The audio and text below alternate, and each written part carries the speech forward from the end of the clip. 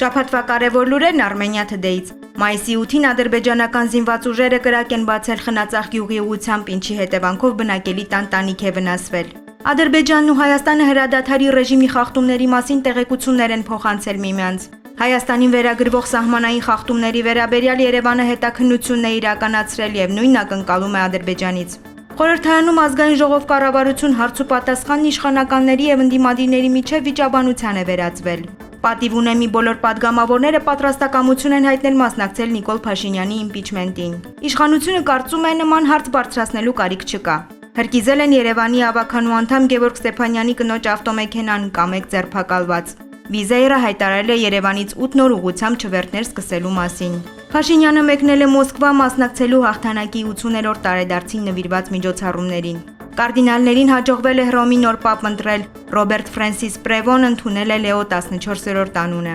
Ֆրիդրիխ Մերցը երկրորդ փորձից Գերմանիայի կանցլեր է ընտրվել։ Հնդկաստանն ու Պակիստանը պատասխան հրթիռային հարվածներ են արձակել միմյանց ուղղությամբ։ Մոսկվայի Կարմիր հրապարակում տեղի է ունեցել հաղթանակի օրվա շքերթը։